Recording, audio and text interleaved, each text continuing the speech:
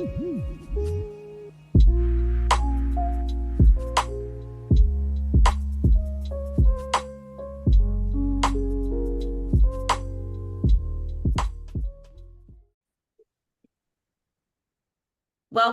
to Remembering the Podcast. Today we have a guest with us, Craig Meriwether. He is a mindset coach and clinical hypnotherapist, helping people eliminate negative emotions and trauma so they can reach their full potential. Craig is a certified clinical hypnotherapist, medical hypnosis specialist, neuro-linguistic programming specialist, and founder of Arizona Integrative Hypnotherapy, helping people eliminate the negative emotions and limiting beliefs that may be keeping them from reaching their full potential. For over 12 years, Craig has been helping people heal from early childhood trauma, helping cancer patients with pain control, veterans with post-traumatic stress disorder, students with test anxiety, entrepreneurs with confidence, athletes with peak performance, and anyone who may be dealing with overwhelm, fear, and anxiety. Craig is also founder of Divinus Arcana, hypnotherapy for spiritual healing, helping people heal with past life regression therapy, spirit world regression, and connecting people with their spirit guides and ancestors. So thank you, Craig, for joining us today. Natasha, I really appreciate your invitation to be on your show. We've been kind of going back and forth for a couple of months scheduling, and I've been really looking forward to this. This is the fun conversations I love to have, so I'm really looking forward to it. Oh, absolutely. Thank you for your time. So can you start us off with a background history of where you've come from, how you got into this to where you are today?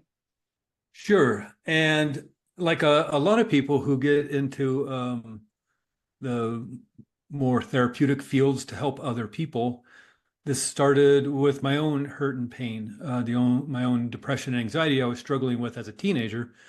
And that was back in the 1980s. And there's, back then they didn't have the Prozacs and the SSRI drugs that that have helped some people with depression. Those didn't come out till the 90s, mid 90s, late 90s. And so really in the 1980s, of course, no internet. You had talk therapy and whatever book you could find at the library or your bookstore. Mhm. And of course, as a teenager, you're probably not going to do either. And so I really just kind of held on to it, tried to make myself as comfortable as possible into my 20s and the 1990s. And it just became something that you get used to. It's just something, you think this is how it's going to be. This is who you are. Mm. And my mother struggled with depression. I struggle with it. And whether was a genetic issue or just mirroring what I saw in the home, we both struggle with this. And it was really the birth of my son in 2000 that I really decided I needed to get my life together. I needed to fix this, because if it was either or, nature or nurture, then I wanted to be able to help my son with that. And so it took some time, on and off, trying to figure out what it's all about. By, of course, the early 2000s, you had the internet coming out, a lot more information to get a hold of, and more able to do the research, whether at the library or bookstore or the internet. And I started working with the techniques and the strategies and the exercises about anxiety and depression. And after some time of working on myself, I woke up one morning and I noticed I hadn't been depressed in a while. I just kind of had taken off the coat, if you will, and realized that, if you've ever gone backpacking, if any of your listeners have gone out into the wilderness with a backpack on, like 25-pound backpack, you hike for 6 hours, and all of a sudden you just take off that backpack and you just feel that lightness of it all. You're still you, but there's a lightness to it all. And that's what it felt like. And I realized I had a toolbox full of tools, techniques, strategies, skills, exercises that I could show other people. And in wanting to kind of spread the word about what I've learned, I met a few people at my son's school. We were all friends. They also wanted to do their own work out in the world. We kind of came up with a mastermind group to encourage each other, to offer advice, to inspire each other. And I ended up joining a book contest, writing contest with Hay House back in Mm. 2010, I guess, about depression. So I started writing a book about depression. One of those kind of contests that starts with 500 people, and the next month it's down to 250, and then the next month it's 100, and then 50, all the way down till it's about 5 people. And I made it into the last round, Mm. and which was very exciting because it meant that they were encouraged by the subject matter. They knew that it was important to be out there. And while I didn't win the contest and therefore the publishing contract, uh, they did say I came in a close second. And I was invited to be in a compilation book called Pearls of Wisdom with Jack Canfield and Marcy Shimoff and some other people that were on the Hay House roster. In promoting that, I started doing some telesummits. Back in the day, you did telesummits, and which led to my own podcast. And because I've always had a heavy interest in spirituality since Mm. I was a kid. I grew up in the Episcopal Church while also going to a Baptist-run school, which are Mm. sometimes alternating viewpoints, which can be quite confusing for a child. Yes. When I moved into the 1990s, into my 20s, and moved to Santa Cruz, California to go to UC Santa Cruz, University of California, Santa Cruz, it opened me up to a lot of different cultures, a lot of different ways of thinking and believing and, praying and worshiping. And so not just things like music and dance and food, but just way to express your spirituality. And so I started investigating a lot of stuff and really realized that I loved that kind of knowledge. Mm. And I don't know if you'd call it experimentation, but what is Japanese Zen Buddhism all about? What is Sufism from Turkey all about? And exploring these different things. And felt like I grew a lot.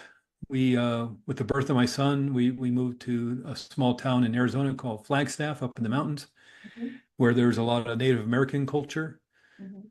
And so I learned a lot, and it also intrigued me a lot. And one of the things that really helped me with my depression and anxiety was hypnotherapy. And I also, as I was researching more about hypnotherapy, because I loved it so much, that helped me, I was sort of investigating it over some years to see, well, is this a right fit for me? Is this something I could do? Because I loved it so much. I want to, I had a desire to help other people, change the world in whatever way I can. And I ended up uh, training in hypnotherapy at a wonderful school, Hypnotherapy Academy of America, Albuquerque, New Mexico. Extraordinary school. So much amazing training, 9 a.m. to 6 p.m., Monday through Friday for 2.5 months. This is Oh. 500 hours of extraordinary training just in clinical hypnosis, medical hypnosis, but also the last 2 weeks, module 5 is past life regression and natal therapy, spirit world regression.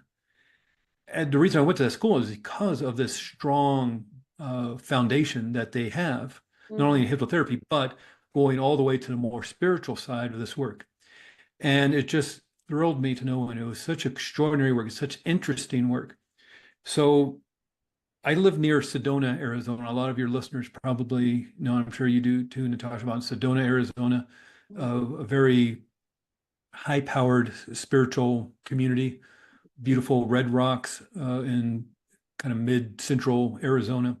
Mm. And I decided I felt I should brand myself a little away from the spiritual side because there was so much of that work happening near me. Mhm. And I wanted to more legitimize this work because there is a lot of baggage around the word hypnosis, Mhm. especially around the spiritual side of hypnosis, of doing past life regression. And so I wanted to focus on the more clinical side, medical hypnosis, dealing with trauma, kind of how you introduced the show. But what's always interested me is the spiritual side of things. And so I kind of started this offshoot, this secondary uh, aspect of the work I do, and to kind of differentiate it, I wanted to do a different name. And so I call that part of it Divinus Arcana, which is Latin for sacred mystery. I tend to pick the most difficult to remember and difficult to spell names for my businesses, but between Arizona Integrative Hypnotherapy and Divinus Arcana, but it looks good on a t-shirt. So I thought that was kind of cool. And it's just, I love doing this work. It's extraordinary to facilitate somebody. And what's different about what I do and is I help you have your past life regression. I'm not telling you what your past lives were. You experience it for yourself. You experience the spirit world for yourself. So a lot of times people will, maybe they go to Sedona or they go to a sacred site, maybe in whatever part of the world you live in, and find somebody who does this work. And for some money, they'll tell you over the course of a half an hour, 2 or 3 of your past lives. And that's interesting. Maybe it's even helpful and useful. But I find it more healing, more insightful to experience it yourself. And that's the work I do. I facilitate this work for you. I kind of lifeguard the situation, as if you will, as you swim in the pool of the spiritual energy, to be poetic about it. And it's extraordinary. It's extraordinary to help people with that. And so it's really stems from a lifelong curiosity to discover more about spirituality, whether it's my own heritage of, Craig Meriwether, you can't get more English than that. I think 95% of my, genetics point to the United Kingdom, whether it's English or Welsh or Scottish or Irish, and maybe a little bit of French and a little bit of German.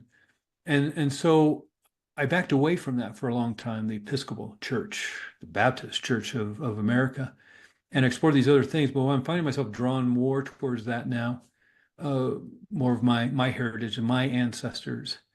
And, I think a lot of the work I've been doing has helped me do that, reclaim that for myself. So, Oh, that's amazing. Very interesting story. yeah.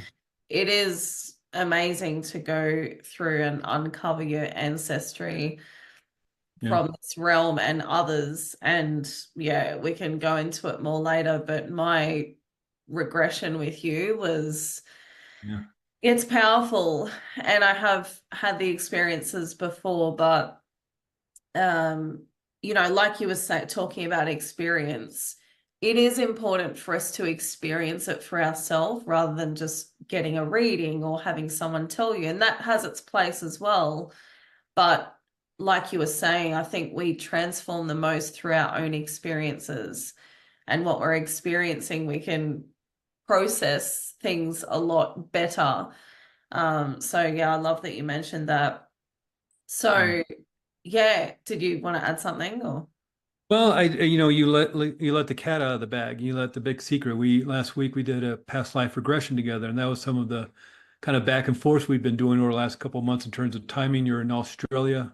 I'm an American. I don't know the exact time difference, but it's something like a 14-hour time difference. You're Yes. a day ahead of me, and so trying to work all that out with life and family and work and all that. Exactly. But the reason I love doing this, I've done this once before with a podcast host. It's extraordinary to have, because now you have something to talk about. It's not just me kind of reading the brochure of this work. You've had the experience of it, and you can come from firsthand. And we did it like this, exactly like this, over Exactly. Zoom, me looking at you through a screen, you looking at Yeah. me.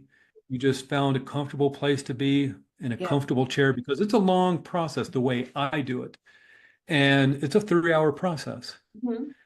And so I follow the Michael Newton protocol of this work. And a lot of your listeners, I'm sure, are very familiar with Michael Newton. He wrote Journey of Souls, Destiny of Souls. Mhm. And really quickly, with Michael Newton and how he came to this work of spiritual regression, past life regression, and he's passed on at this point. I think he passed in 2011. But in the late 60s, I think 1969, he accidentally, as a psychotherapist, was doing some hypnosis work, regressing somebody to deal with some trauma in their early, or what they thought was early childhood trauma.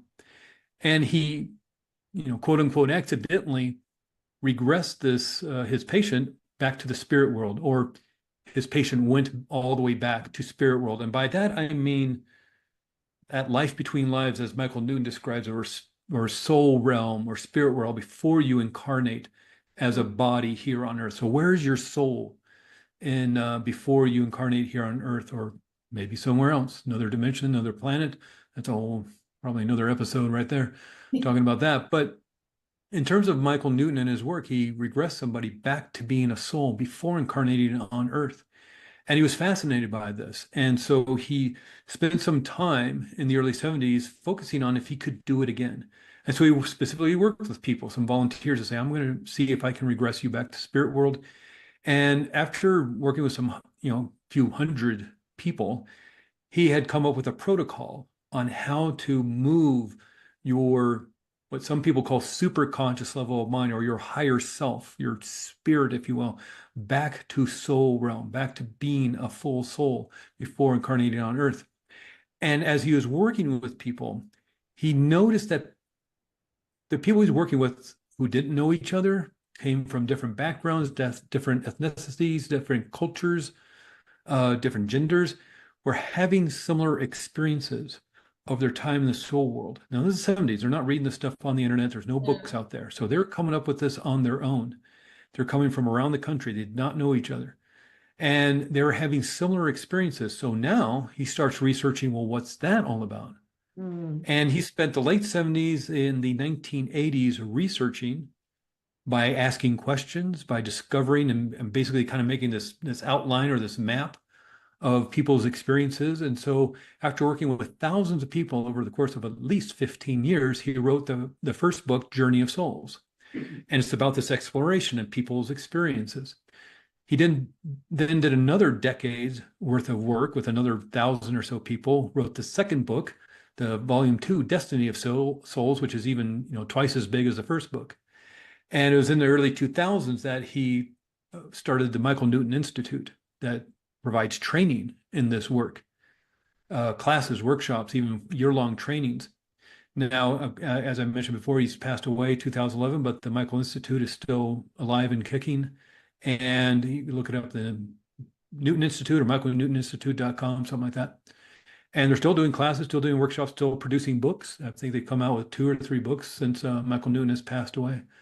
But this work that I do focuses on his protocol and the way he does it. And that's why it takes a bit longer than maybe people are used to. It's not the half-hour session or the hour session. The reason why it takes 3 hours, one is, of course, we're going to email back and forth a lot of information to get you prepared. But we're going to spend the first, little bit, 5-10 minutes discussing what it is you want to work on. And then we're going to do a warm-up exercise to kind of warm up the 5 senses, awaken your auditory, your vision, your feeling states, maybe even smell, taste, touch. And once we kind of awaken the senses, kind of open up your inner sight, we talk a little bit more about the theory behind, and which we could talk about in a little bit if you like, but the theory behind why this works, the science behind past life regression, because there is science behind it, research behind it. And take maybe a little break. This is around the 35-40 minute mark. We take a bathroom break, water break. And then for the next some 2.5 hours, 2 hours, 45 minutes, we're doing the past life regression, a spirit world regression. You want questions answered? Let's ask the questions. If you want people identified in your life, whether it's a loved one, family member, good friend, that teacher back in school you had for 1 semester but really inspired you, you want to find out whether they're part of your soul group, maybe some sort of spirit guide. Have you lived in past lives before? We can find this information. And we have enough time to ask all the questions, including about purpose, including about mission in your current life, your ultimate goals in this life, and how to achieve them. If you're unaware of that, well, let's ask. Yeah. And that's why it ends up being this extraordinary, insightful, this discovery of your purpose, your mission, as well as very healing. Because oftentimes the past life you're going to explore is something that maybe is causing some hurt and pain in this world, possibly even physical pain. I've worked with people where they've healed physical pain just sort of kind of by accident, where we're up in the healing space of the spirit world.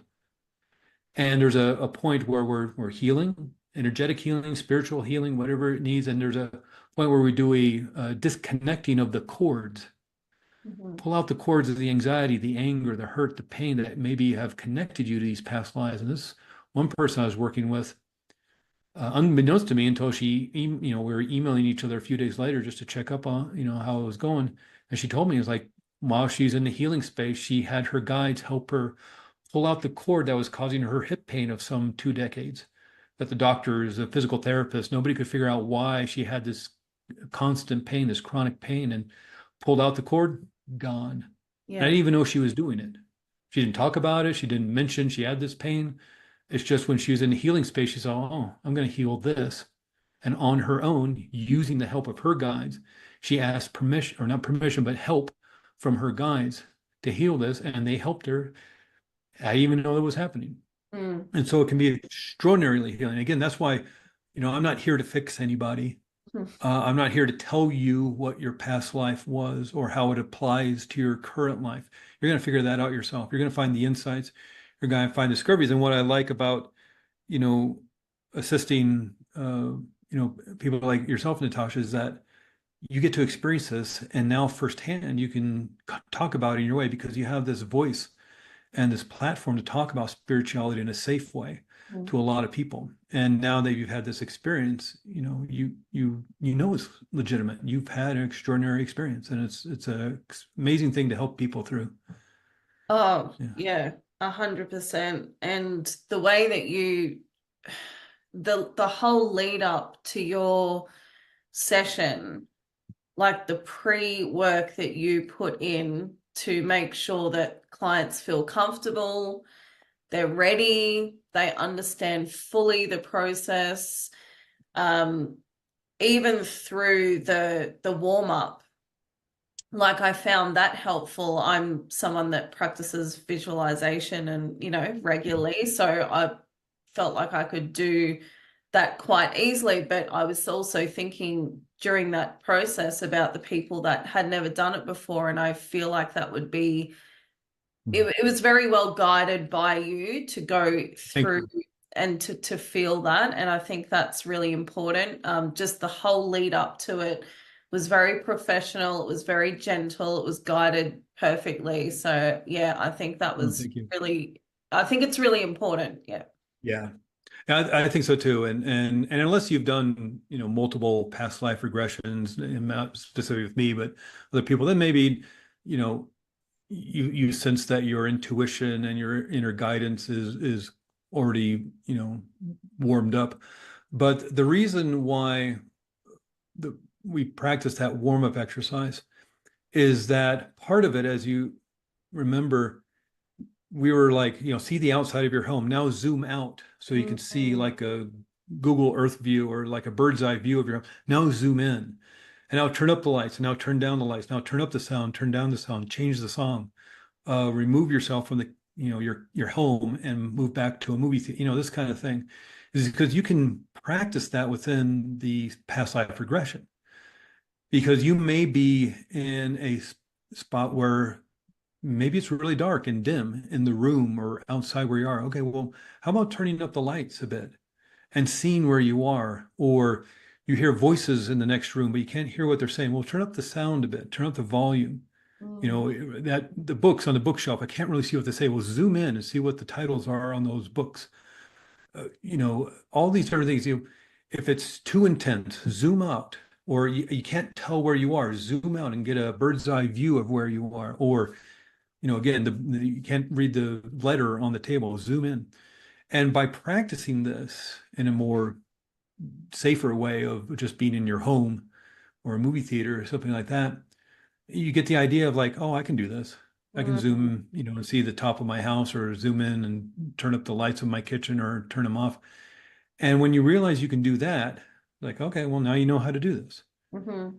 And so you really get a sense of how powerfully, excuse me, how powerful you are, Mhm. not only within your subconscious mind, but by accessing the super conscious level of mind. Again, what some people may call inner sight or inner wisdom or higher self.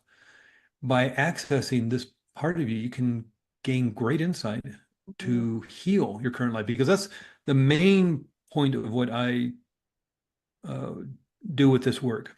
It can be very insightful. It's great to discover past lives. It's fun. It Mm. really is. But a lot of the work I do with people is to heal something specific. Mhm. Maybe there's just chronic anxiety. They don't know what it is. Maybe somebody, they live here in the desert of Arizona and they have a deep-seated fear of open ocean. Mhm. Why? They've never seen the ocean unless they've seen like the movie Titanic or Jaws or something. Why would you have a deep-seated fear of the ocean if you live in the desert and never even been to the ocean? Mm. Maybe there's some other issue, a lot anger. My mom said I was born angry. Okay, Mm. well, let's find out why. So their main reason is for to create healing in this life. If you're struggling and you can't find a common era reasoning behind the hurt and the pain and the trauma.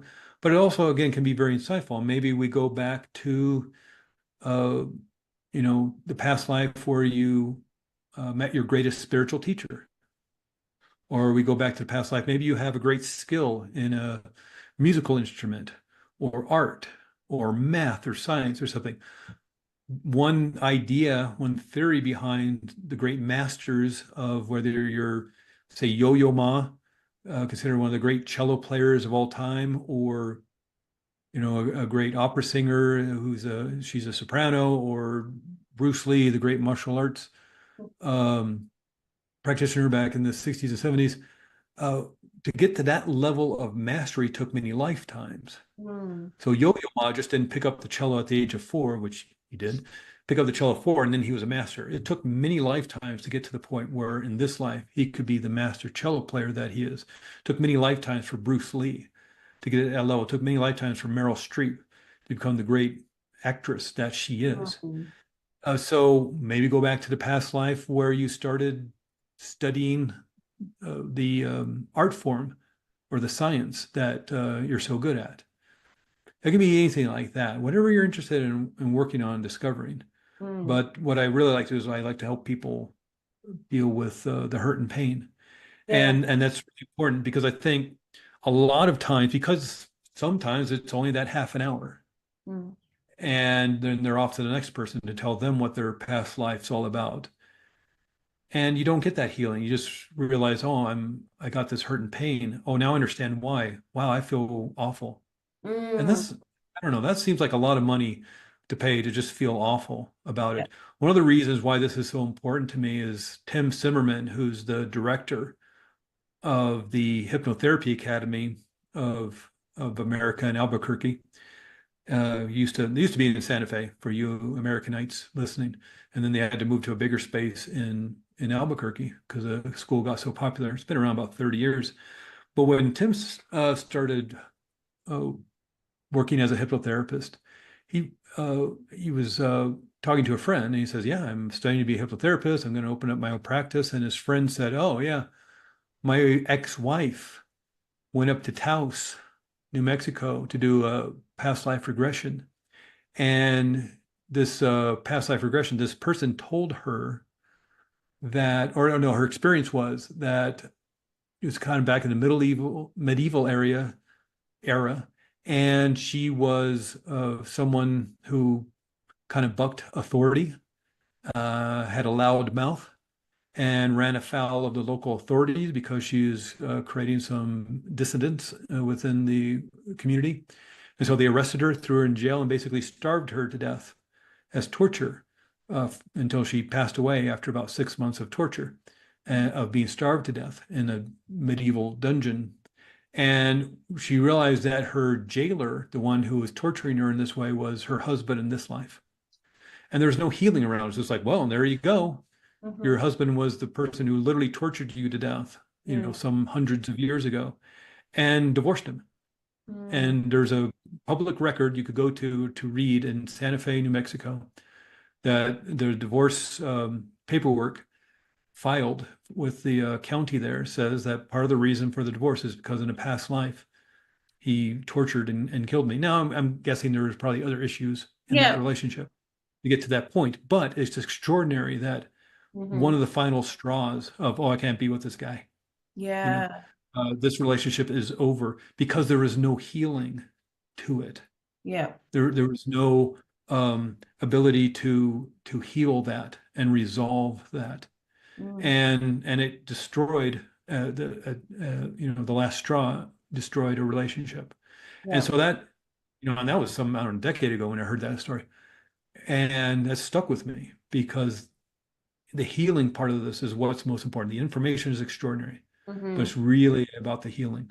Oh, I And love that you mentioned that because I am someone that very much believes in past lives. However, when necessary, you can go into it for healing. It's not just for information, just yes, it's fun as well, but there's a purpose yeah, to it for the healing. And another thing that I love that you mentioned, which is part of the reason why you're on this podcast, is because I very much believe in helping people see that they're already whole and that they're mm, already well. It's just returning to that state, remembering. That's why it's called Remembering the Podcast. So I love that you frame your healing sessions like that. You don't offer your perceptions around, well, you didn't with my experience, and you don't provide opinions. It's just you allow me to have my own experience and my own healing. Even the mm. processing of it, you're not putting in your projections and perceptions of things, which is something actually that I see a lot in the healing industry is, we have to be careful with what perceptions and projections we're giving to the client. And, so it's very important that you just allow that space for someone to experience their own healing. So yeah, what do you want to say something about that? Because I just find Yeah, it's just so important. And I always talk about there's a divine responsibility that we have to make sure that we're holding someone's vulnerability and consciousness in our hands. It's like it's such a responsibility. yeah, Yes, yeah. yeah. That's actually an extraordinary way of putting it. I've never really thought about it that way. Um, and it makes me grateful that people are willing to trust Mm, and have the courage to do this kind of work that can be quite vulnerable. yeah. But in the past life, what is helpful is it's not just facilitating somebody to get to that past life, Mm, but as you experience it, we're having a conversation for this entire whatever 2.5, almost 3 hours, and I'm asking you questions, what your experience is, and it's not just for my own edification and insight, but it's about helping you have the experience that you need to have by asking you questions mm, and gaining the insights. Because sometimes you may just, I'm standing in a field. Maybe we're somewhere in Europe. I'm not sure. I don't know how, you might be not be asking the questions that you may, think to ask because you're in this trance state or extraordinary trance state. mm, And yet, because you have this ability to speak with me, I can ask questions like, well, who do you sense yourself to be? mm, Oh, that's a good question. Well, I feel like and even if you feel like it's a guess, that's probably the right answer. Well, I don't know, but I think I'm this person or that person. mm. But it's also just even asking general questions of how old are you in Yeah. this particular scene? And what we're going to do in the past life, I help uh, facilitate for people is we're going to jump to 4 or 5 important events in that life. So let's say, just for an example, let's just use the general example of go back to the past life that is most influencing your Mm, current life. So even if you don't know what you want to work on, or you don't feel you have anything, it's like, okay, well, there is a past life that's influencing this one. Which mm, one is most influencing your current life? Let's go mm, back there. And so we establish the scene. Where are you? mm, What can you sense around you? And it may take a moment for it to open up. And that's where okay, well, brighten it mm, or rise above it to get a bird's eye view. Are you male or female? It mm, may be the opposite of what you are this time. How old are you? And then because What if you lived 90 years in that past life? We can't go through every year of that life, obviously. So we're going to jump to 4 or 5 important events that help define the influence on your current life. Mhm. And so we'll establish a scene. We'll get your name and other defining information of where you are, what's happening next, what's important to notice about what's going on. And you're speaking to me out loud, Mhm. and we're recording this. So you have a recording of what you say. So you can listen to it, tomorrow, next week, 6 months from now, 5 years from now, and still gain insight from it. Yeah. And then, all right, let's move to the next important event in that life that has to do with influencing your current life. 1, 2, 3, be at the next event. And maybe you move ahead 5, 10 years. Maybe you move, you reverse in age. It Mm. doesn't have to be linear. It doesn't have to be in chronological order. I've had people start at, let's say, the age 25, then they go to 12, then they go to 40, and then they go to 18, and then they go to, 62. It could be backwards. They Mhm. start at 62, then they go to 50, then they go to 30, and then they get to their last day on earth when they're 80. Um, it happens the way you need it to Yeah. happen. And so we'll jump to these places, and then every question, there's all these questions. What happens next? What is going on in this scene? Now, I've had people actually just have their past lives revolve around 3 days. So we'll Mm. jump to 4 or 5 different important events that just seem to take place within a 3-day period. Mm. Example would be maybe somebody who fears the ocean, fears stress and anxiety, fears conflict because their past life regression we go through, we find out they're the Normandy beach during World War II. Mm. It just takes place with all those 2 or 3 days around prepping and then storming and then the aftermath of storming Normandy during World War II. Or maybe it takes place start at 12 and go all the way to the age of 90 and just jump 4 or 5 different places. It can happen all sorts of ways. But the questions are the same. What is happening? What is going on? And maybe referring to things you've said to me. Well, how has that influenced the anxiety you're feeling around water? If that's something you've mentioned in the past. And you'll speak to me now. I'm guessing, and you'll be able to respond to this, Natasha, but I'm guessing people are really only giving me about 1/10 of what they're experiencing. Oh, yeah. Well, I'm in a large room and it's kind Yeah. of big and there's this oak table. It's like, yeah, but they're not, you know, it's like explaining your living room. Okay, well, there's a couch and there's a dining room table and there's a nice big painting on the wall next to my TV. It's like, but are you really describing the room? And so I'm guessing people really only are able to explain to me out loud 1/10 of really what they're experiencing. Yeah. Um, Yeah, but it that's is pretty extraordinary. yeah, Mm, that's right. And when I was listening back to the audio, I realized that, oh yeah, like it's only through my experience that I can remember all the detail, but what I'm saying is only a tenth, maybe even less mm, of the information that you're actually experiencing. Um, Something that surprised me was remembering a name for mm. myself. And the past life actually that I wanted to go into wasn't even the one that came up. And Yeah. I felt when you were emailing me and saying, what do you desire to go into? And I felt like a kid in a candy store. I was like, oh, I could know this and I could know that I could go into this. So I was like, I had to really sit with what I wanted to uncover because there's so many things that I would have loved to have gone into. But the one that I intended to go into wasn't the one that came up for me. Mm, Um, so I wanted to go back to a past life in Lemuria, which it did come up anyway, mm, slightly, but the one that was uh most probably important for me to tap into now was this druid priestess from the 1600s mm, speaking to the stones in Stonehenge. And I remembered yeah. her name, I remembered her age. There were parts, and I did want to ask you about this and to Mhm. explain this to the audience as well, because and I've heard this from other people, and even I experience portions of it. Oh, I don't know if I'm making this up, but this is what's coming to me.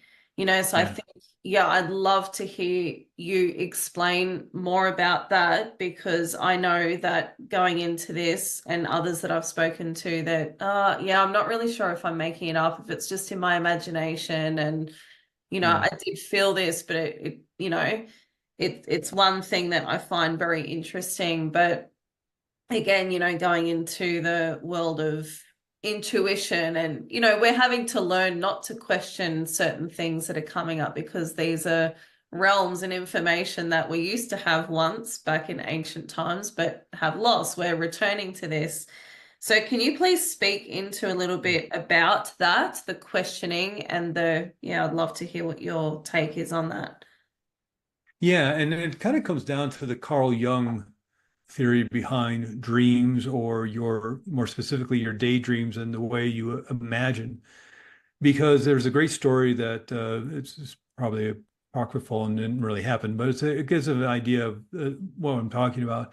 In that this in gentleman had a really strange, weird dream, and somebody recommended that he go to Carl Jung, the great psychotherapist back at the turn of the century, and to have his dream analyzed by Carl Jung. And so he goes to Carl Jung and he explains this strange, wild dream, and Carl Jung is very fascinated. They talk about it, and so Carl Jung says, "I want you to come back next week, write down your dreams, and we'll talk more about it and see how it all connects together."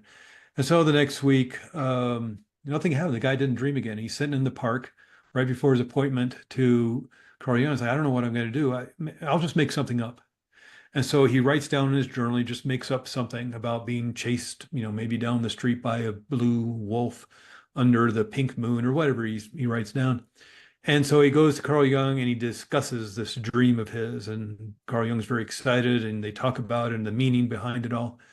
And he's like, "Okay, I want you to come back next week and just write down whatever dream you might have." Guy doesn't dream again. He's sitting in the park. He's really upset. "I don't know what I'm going to do. I got his meeting with appointment with Dr. Jung, and well, I'll just write up another dream." Writes up another dream. He does this 4 or 5 times. He never dreamed again. He just had that one dream. And finally, after just 4 or 5 sessions of him making up a dream right before he walks into Carl Jung's office, he unloads and just say, "I feel so guilty. I've been making up these dreams. I really apologize. I've been wasting your time, and I'm really embarrassed by all this." And he's like, "No, don't be embarrassed. These dreams are fascinating, what you've written down, these daydreams, because why did you write that down?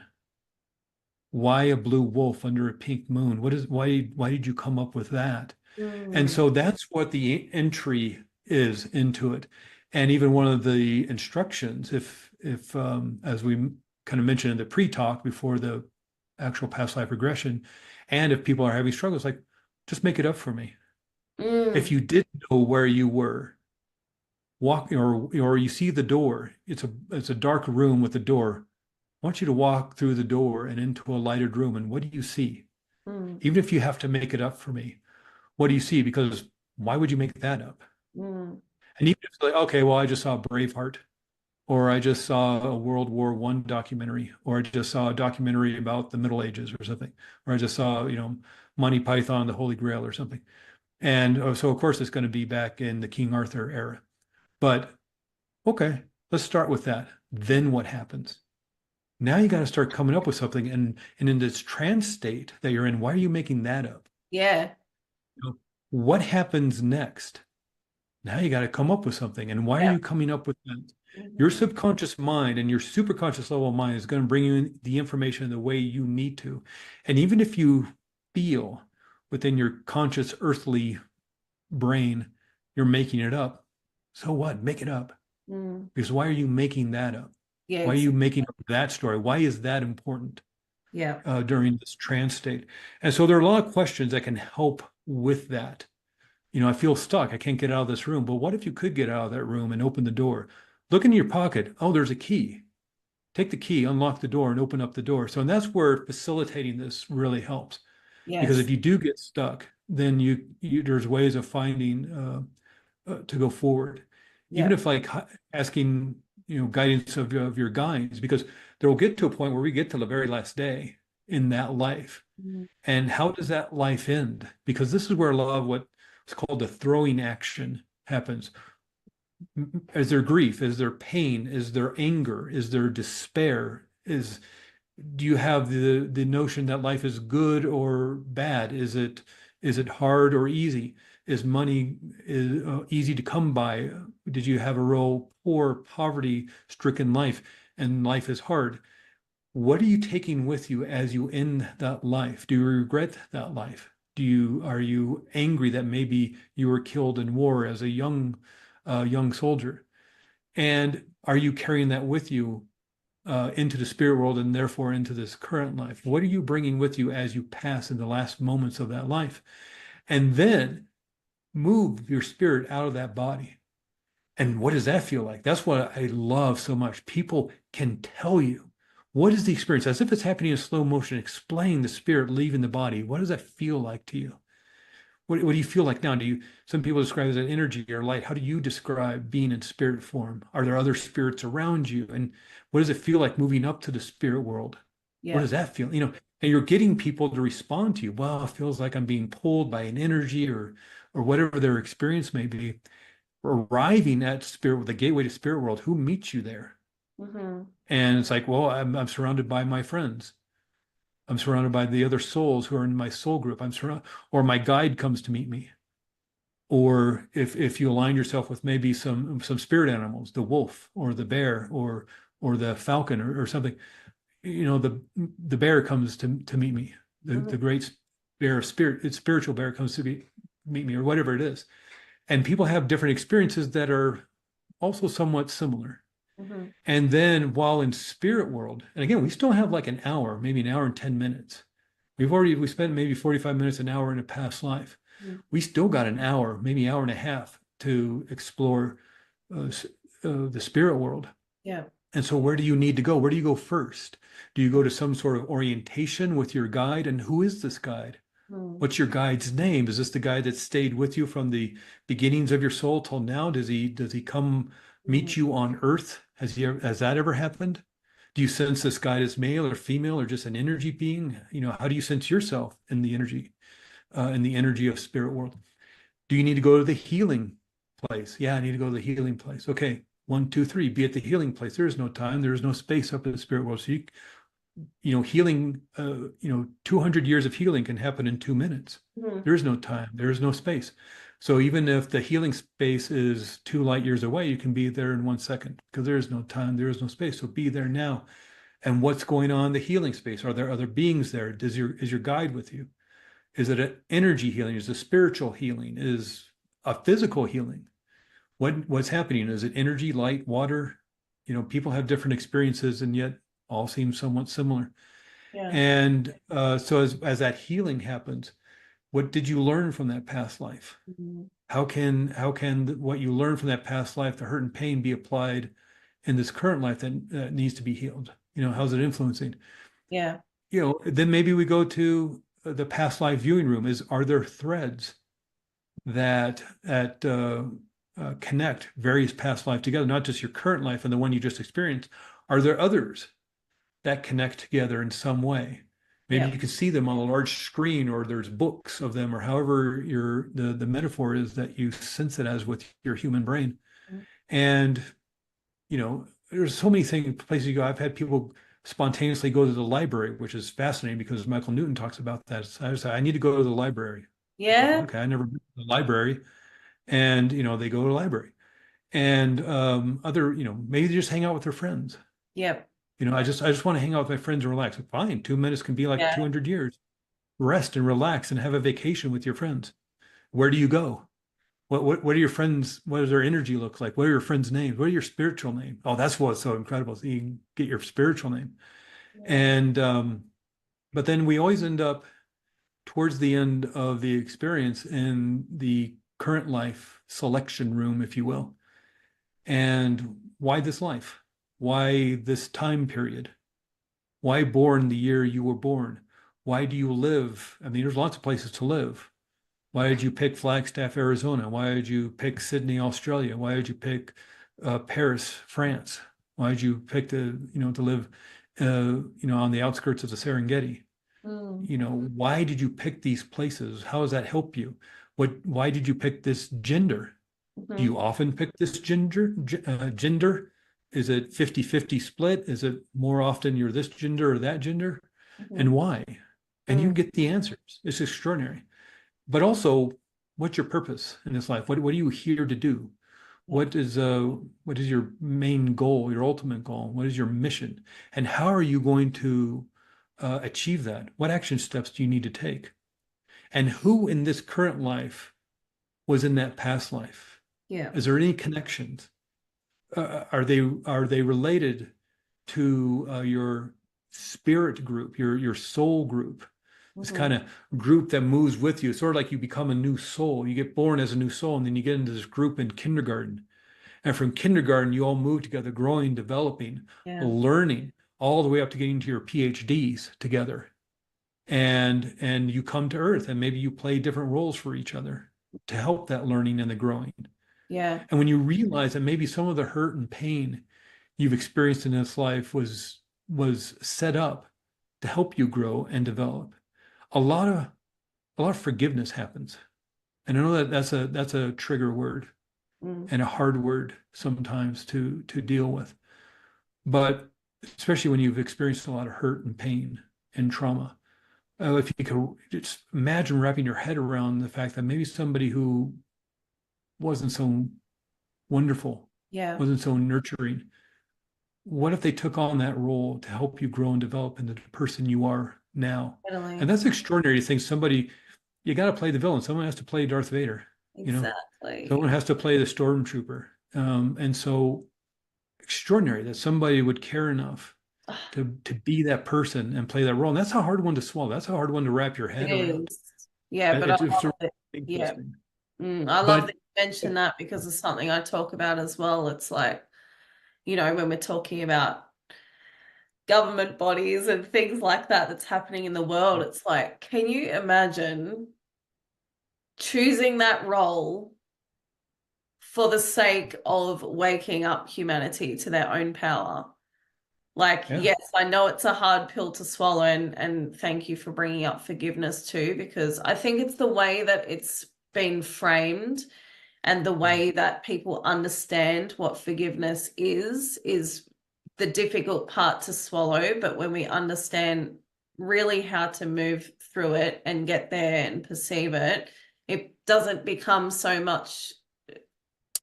difficult. But there is a process, of healing to get to that point. We yeah. have to allow things to move through us and to really heal it. But yeah, I love that you Well, mentioned. I mean, can you imagine you're having the big meeting up in the spirit world about who's going to play what part and what's, or like drawing a map on the whiteboard. Okay, here's what we're going to work on in this life. And somebody, the director is handing out the roles like it's a community theater Yeah. project or something. And you open up your script, you're like, Judas, Yeah. what? I don't want to. What do you mean? I do what? And or imagine, okay, we need somebody to play Judas. You're going to be vilified for all of eternity. Who wants to play that role? It's like, Exactly. or your friends take one step back and you're like, oh, I guess it's Yeah. me. Um, Like, imagine should I if not? that, yeah. Imagine it. I talk about trust and courage and Oh, and vulnerability to like, okay, if this is the what needs to happen for learning and for growth and for development. And then again, that's a hard one to wrap your head around yeah. sometimes because there is extraordinary trauma, there's Yeah. extraordinary pain, Hmm. people hurting other people, and it's hard to wrap your God, what if is that happening on purpose? What is going on? Yes. And the hard one to it hurts to It hear does. about it. And then it's like, God, what if somebody volunteered to do that? My God, it's hard one to, like I said, it's hard one to wrap your head around. Yeah, it Yeah. is. And Real mind twist. it's not that we condone behaviors here, but it's helping us to understand and perceive it on a different level, and to move through it ourselves, because forgiveness is really about you letting yourself, opening up yourself to experience everything that is. It's not really about condoning or letting other people off the hook. It's actually about the self, which always, but I want And again, it's hard. It's very triggering to, because there is a lot of hurt and pain. There's physical abuse, there's yeah, emotional abuse. And if you've been in a situation, if you're listening to this and you've been through something horrendous like that, it's not a scapegoat or saying you should shrug it off or exactly. automatically just forgive. It's a hard one, Yeah, but it's just also, you know, there's so many ways we choose to learn and grow, and it's not to excuse no, the evil that's done in the world, but it's also a head scratcher too, yeah. because just, and I know Christianity can be a trigger as well, but just to going back to that Hmm. story doesn't happen without Judas, Hmm. Yeah. and so how did that whole thing happen? And isn't he? It becomes a mind twist. Well, wouldn't that make him the greatest disciple? And Yeah. then, and that's a hard one to come across too if you've grown up in the Christian church Yep. and you were Episcopalian, then you went to a Baptist school and you're trying to wrap your head around that one. Exactly. And I'm not saying I have all the answers or I can explain everything, but just, maybe it becomes more empowering. Yeah. You And I don't, think you're when you, not the victim. You're not yeah, the victim. It doesn't mean it doesn't hurt. And it doesn't mean it wasn't traumatizing, hmm, but maybe you're not a victim, yeah, you know. I don't know. I don't know if yeah, that helps. yeah, totally, totally does. And I think when we go through the natural process of healing, naturally letting go of our trauma, like feeling the trauma, like, moving through it in the correct way. If we want to go to that next level of healing, then, forgiveness and compassion and understanding is, Yeah. it's a natural step to go towards when you're ready, but it doesn't go, you don't go from heavy trauma straight to forgiveness. It's, there's a, Yeah, yeah. Oh, no, no, no, no. And it often creates more questions than answers, maybe. yes, For every answer you get in your past life and spiritual regression, maybe you come up with 10 more questions. yeah, yeah, Yeah. exactly. Um, Mm. so drawing back to my own experience is something I was curious, one of the things I was curious about was, oh, okay, I want to go back to why I've got asthma. Mm. And then I decided against it. I thought, no, I really want to uncover this information first. I can always do another session with you to uncover that. But it came up naturally. It came up Yeah. when I went back to my 7-year-old self in this lifetime. It came to me naturally. I could all of a sudden just feel myself breathing. My lungs were clear. And I was saying when I was listening back to the audio, it was profound again that the healing was is us coming back to who we truly are and seeing what the distortions are around the illnesses. So that's my experience, was seeing that I'm already whole. I don't need to believe in this illness. And I'm not discounting, there's layers to this, but Yeah. my experience was, oh, I'm already whole. I don't need to take on this illness and this ailment. This is something that I've actually been given as a gift to see my own empowerment. And so that was really profound for me. And I was saying through the session, I'm healed. It's done. Like that's it. There's no more asthma. Now, what I'm experiencing now is that, and I said it through the session, was there's a part of me that doesn't believe this, that doesn't want to believe this.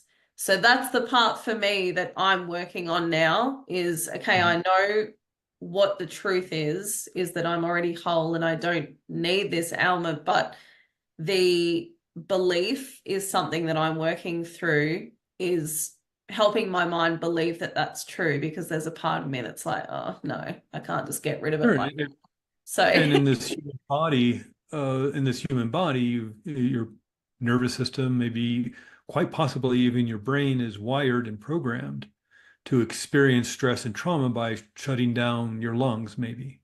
Mm. And, again, some more stuff to work on. Not everything's just a one session in your life is all Yeah. rainbows and unicorns.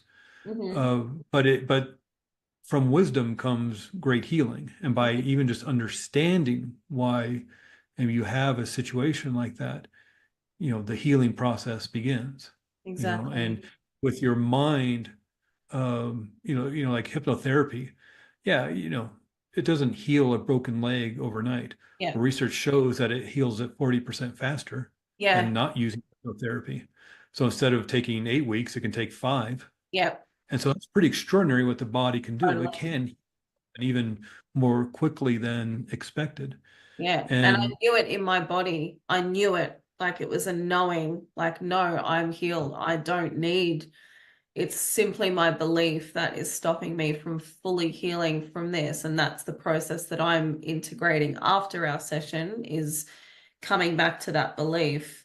Um, yeah, so yeah, it's so fascinating and so empowering. But I want to go into some common fears that people may have leading into this kind of therapy. And one of them I'd love you to touch on as well is someone might be very nervous to go into potentially a past life that's triggering and they might yeah, feel like they're stuck in that space. So what's your way of kind of yeah. helping navigate through that? This work, and whether it's clinical hypnotherapy, in that we're working on maybe some trauma in this life, maybe you experienced as a child or as a teenager or later, or maybe you're just looking for confidence, or doing a past life regression and that more deeper, intense work of a past life regression. It's always, always, always done in a safe way. Mm. It's done in a gentle way. And in fact, one of the instructions of right before you move into a past life is your super conscious level mind, that higher self that is you, knows where you're going. Maybe consciously within your human brain here on Earth, you don't know where you're going, but your super conscious level mind knows exactly where you're going. And if it's going to be a joyful life, it's going to be a happy life filled with knowledge and discovery and insight, then you can be in that life and experience it as if it's fully 3D, like you're walking and talking with these people and in that era. But if it's going to be more intense, if you need to experience or gain insight and discovery around a past life that was really intense, again, maybe like the example I used, the 3 days of storming Normandy Beach in World War II, then maybe you can watch it as if it's a movie on a screen. Again, part of the warm up. Maybe you can watch it as if you have a bird's eye view, so you're watching it down below, so you're disassociated from it. Yeah. We're not going to put you right in the middle of Yeah. something horrendous. Uh, you're going to protect yourself in the way that is best for you. Mhm. And I'm there to lifeguard. And if it's too intense, okay, get out of it. We've already Yeah. practiced this in the warm-up exercise. Turn off the kitchen scene, turn off the movie theater scene, turn up the lights, turn down the lights, turn up the sound, turn down the sound, Mhm. zoom out, whatever you need to do, especially to create a safe place. So it's always done in a safe way. In fact, those are specific instructions I say 2 or 3 times before we even move into past life. Do this in a safe way. Your Mhm. subconscious mind and super conscious levels of mind, your higher self knows how to do that to Mhm. keep you safe. So this is a gentle experience that where you gain the knowledge, the information to heal in this current life. Yeah. And you do. And Yeah. you do. And if there is issues, let's get out of it. All right, I Yeah. want you to move to a more safe scene. Let's do that now. Yeah. One, two, three, do that now. Yeah. And since you've already practiced that in the warm-up exercise, you know how to do it. Yeah. For sure. Yeah. Common Yeah. misconceptions regarding your therapy. I think, well, especially with past life regression, I get when talking to people about it at the coffee shop or, hanging out with a party or something, oh, everybody thinks they're Napoleon or Cleopatra.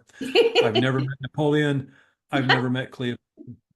Uh, People have the experience they have. Oftentimes, they're more working class, Mhm. commoner person, if you will.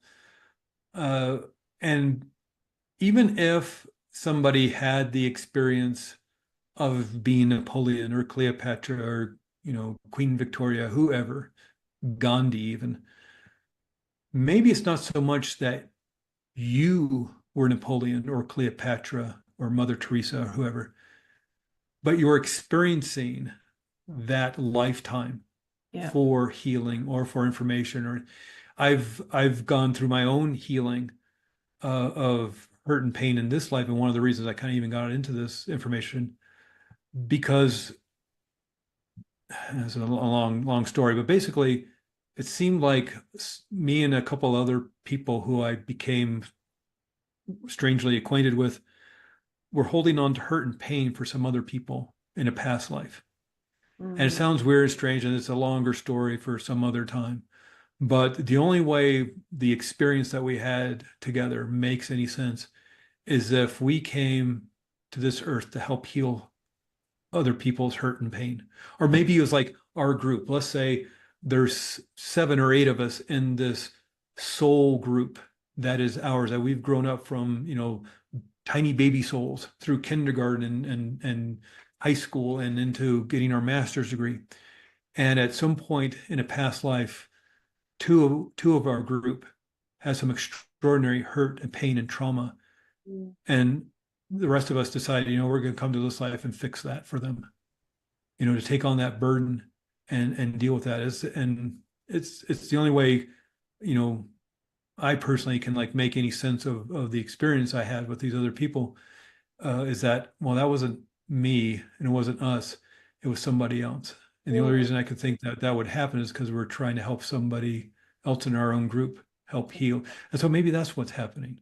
Yeah. Maybe it's not even your hurt and pain that you're experiencing in that the past life you need experience. Maybe you're dealing with something else. Mm. And so the basic misconception is, oh, everybody who does a past life thinks they're Napoleon or Cleopatra. No, I've never experienced that. Never had anybody experience that. Oftentimes, it's quite a bit vague. Well, I think my name is Thomas, and I'm in the 1600s, and I seem to be in a village, and there's no I'm absolutely Napoleon or I'm whoever Queen Victoria. Yes. And but the other thing is that a lot of people think just with this hypnosis, and I know we're running up against time, so I'll try and make this brief. Yeah, that's okay. That the state of hypnosis is a way to control people, and Yes. it's not. And it's unfortunate because that's what is portrayed in the movies and TV shows, and it's just a way to move plot point forward. How are you going to get Jason Bourne to assassinate the Prime Minister of England? It's like, well, let's hypnotize them because we don't want to waste a bunch of film and time and money showing how to train them. So we'll just hypnotize them. It's like, that's not the way it works. Yeah. But, well, I saw a show in Las Vegas, or I saw a show at a comedy club, or I saw a YouTube video where these people are on stage and they were clucking like chickens or singing like Elvis Presley or dancing like Michael Jackson or pretending they were on a roller coaster or whatever the gag was. It's like, okay, yeah, I see. Assuming that's not faked out by a bunch of actors or the local improv troupe. Well, let's say Mm. that's for real. Let's say that's absolutely genuine and for real. That show is for real. And I've seen shows that, yeah, that's got to be real. They volunteered to be up there. The hypnotist who's performing the show, people paid money to be there, big money to be there and to be entertained. So he's going to entertain them. So he's going to ask for volunteers. And he or she, the hypnotherapist or the hypnotist, is going to say, oh, we're going to have a great show tonight and have a lot of fun. Who wants to come up here and have a great time? And a bunch of people raise their hand. So who's that, hypnotist going to pick? People not raising the hand or making themselves small? Well, I don't want to do this. Of course not. They're not going to pick that person. They're going to pick the person who's excited to be out there, who wants to be there. They're an extrovert. They're an exhibitionist. They want a funny video to put on TikTok or Instagram or something. They want to be funny in front of their friends. Yeah. They want to press their girlfriend or boyfriend or whatever. And so they get up there and have a great time. And, even when they get up there, sit down in the seat, and the hypnotist says, and what's your name and where you're from? And you want to go into hypnosis and have a great show? Absolutely, I do. I mean, they say yes, like 7 times. They bought a ticket to the show. They sat down in their seat. They volunteered, raising their hands, jumping up and down, and walk up on stage and tell them, yeah, I absolutely want to go into hypnosis and have a fun show. And they say yes 6, 7 times before this guy makes them sing like Elvis Presley or impersonate Beyonce or dance like Michael Jackson or whatever the deal is. And so it's really unfortunate because I think it scares a lot of people away from wanting to come to this therapy. But imagine if you so want to have a fun time and do a good show and have a funny video to put on YouTube that you're willing to act silly like that. What if you want to heal? Yeah. What are the possibilities that you're going to be able to do that? And what's extraordinary about this work is I'm not going to fix you. Hmm. And hypnotherapy is not going to fix you. You're going to fix yourself. Yeah. Because who better to know what the problem is than you? Mm. And more importantly, who better to know what the answer is than you? Who better to know how to solve this problem? Even if you're not consciously aware of even what the problem is, your subconscious mind does. That's why you have the problem. That's why Yeah. you feel the anxiety or the anger or the overwhelm or the worry or the rage or the fear every time somebody raises their voices in the office next door to yours at work and you cower because maybe there's a lot of yelling in your home growing up. Your Hmm. subconscious mind knows what the problem is, and more importantly, it knows what to do about it. And that's why I don't fix it. I facilitate people healing themselves. Yeah. And I'm not going to give you your past life. Do Yeah. that yourself. I'm not going to do the hard work. You do the hard work. Yeah. I'm tired. I'm 57. I'm not going to do the hard work of telling you what your past lives are. You experience Yeah. it yourself. It's It's funner not, that way too.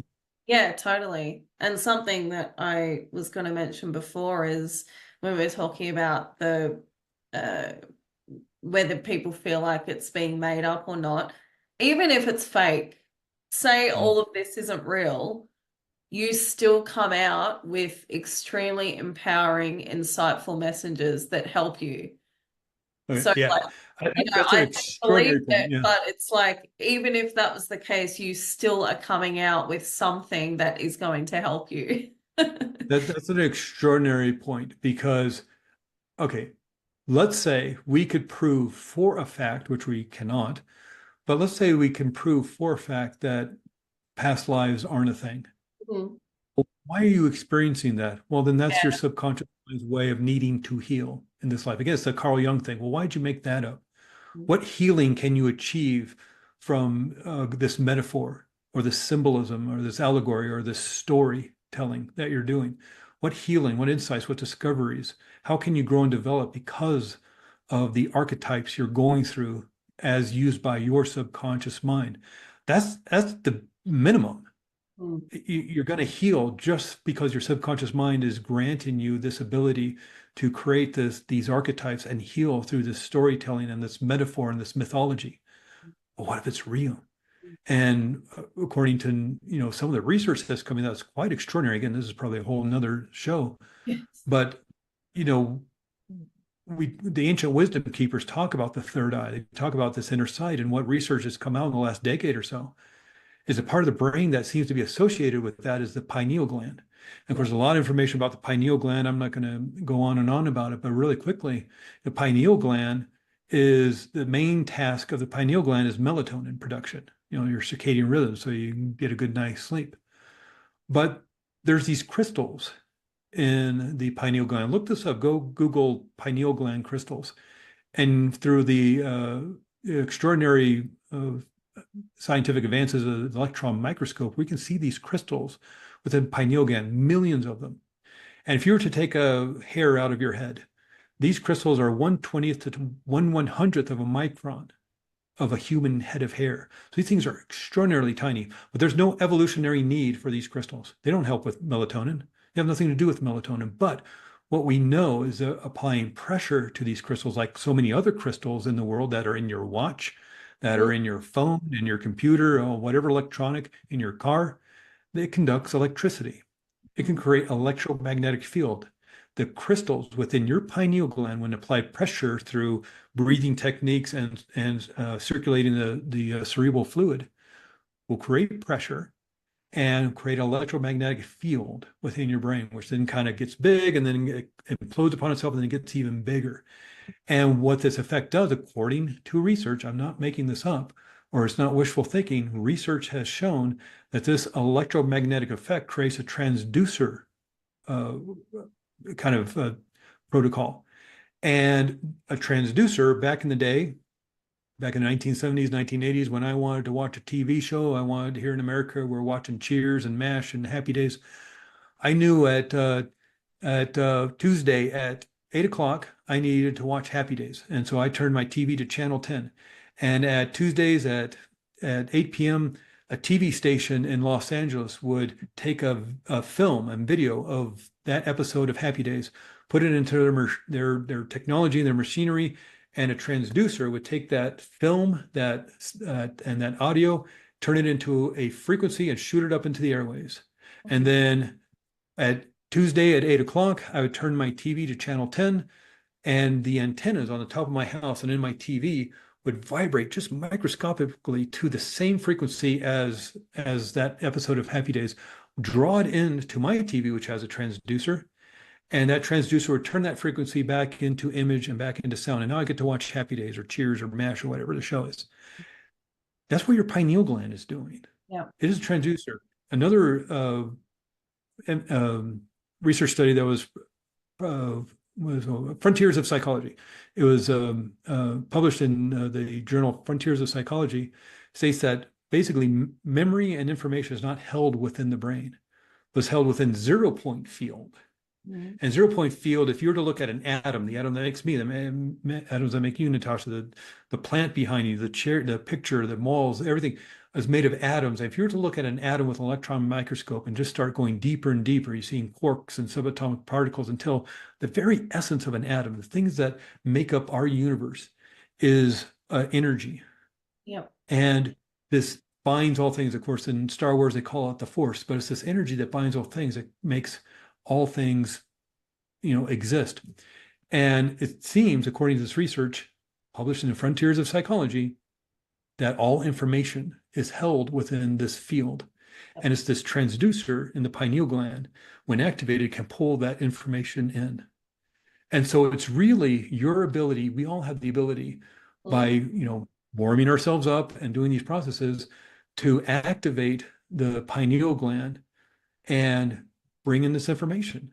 And by knowing how to turn the channel to the right TV station, as in go back to the past life that is most influencing your current life, or go back to the past life where I met my greatest spiritual teacher, or go back to the past life where I created this talent to play the cello. Whatever channel I want to go to, I'll bring in that information. Mm. And it's extraordinary because this isn't just me making it up or pretending or I'm writing a science fiction novel. The research is out there. Yeah. And extraordinarily how much information has come about the pineal gland. And even the experiences that children are speaking about. oh my God, yeah. Like, yeah. You cannot ask, and things have been proven. They've gone back into documents that proves that that person lived that lifetime, which this child in this lifetime is speaking about to incredible detail. So that in itself is just, it's... Yeah, a lot of books out there that follow, research, find those books about children in past lives. Yeah. And they'll even villages where the kid says, I'm this person, that person. They go to the next village 200 miles away. And they're like, yeah, that person died 10 years ago. And this 8-year-old boy knows all the information. It's extraordinary. It is. Absolutely extraordinary. And I like it that you were saying before, thank you for bringing the science too, because I had that written on my notes here and I forgot to bring it up. So that's, it's great information. Going back to quickly the practice over lifetimes, that's something that I've experienced too. And what I experienced in your session was another confirmation of that, is that I've been practicing the work that I do now. I've been practicing for lifetimes in different ways, different embodiments. So it's just and that's what's interesting, especially around the theory of if this what we're experiencing here on Earth in our human form is a computer simulation. Of course, lots of science to back up that theory. Yep. But what is a simulation? But like a flight simulator that a pilot may need to go on. He needs to fly into Paris next week. Never been to Paris, so he's going to get on, or she's going to get on a flight simulator, and the pilot's going to practice. What happens if there's turbulence over the Atlantic, depending on which way you're flying. But what if there's turbulence over the Atlantic, or it's in the dark or in the rain, or they switch runways. They're going to practice all these various scenarios so that when they actually need it, it's there. They have the knowledge, the training, the understanding. So if this world of ours that we're experiencing right now is a simulation, what is it that what is it that we need? What Yeah. are we here to learn that we're going to use maybe somewhere else? And with your experience, that was quite extraordinary. There's so many threads between Mhm. that experience you had and the one you're experiencing now, and as well as getting some even more information kind of with other past lives that have threads through it Yeah. of different timelines that, well, maybe at some point you are training, and this is, I'm just making this up off the top of my head, Yeah. but if you're yourself training to be a guide in the spirit world, to retire from this earthly existence because you're getting your PhD. And maybe this earthly existence is your, when you're doing your PhD, you have to do some sort of dissertation. Maybe this is your dissertation over the couple of lifetimes Yeah. because you are training to be a guide up in that life. You're going to start training the young souls. You're being groomed to be the next guide for a group of souls. And so you're continuing this training in various scenarios. And it doesn't mean that your next life is going to be in, if you do another life, is going to be in 2080 Mhm. or 2256. You may go back, why wouldn't you just go, wow, I really feel like I need more of that information as a shaman. I think I need to go back to maybe experiencing somewhere in South America of Peru back in 1298. You know, it doesn't mean that this is linear, that Totally. your first life started in 10 BC and then 500 and then 1869 and now 20, the 2000s. Maybe you're jumping all over the place, Yeah. just That's or why not even experience, you need to experience how everyone felt within World War II. So you experienced being French, being a Parisian during mm, the occupation, the Nazis. You experienced what it was like to be a Jew in Poland. You yeah. experienced what it is to be conscripted as a Nazi, as a young man, to be a concentration camp guard. You experienced what it was to be an American soldier on Normandy Beach, or a Japanese pilot on at Pearl Harbor. I mean, why not experience these different scenarios around this in the same timeline as with different viewpoints for your learning and your Totally. growth?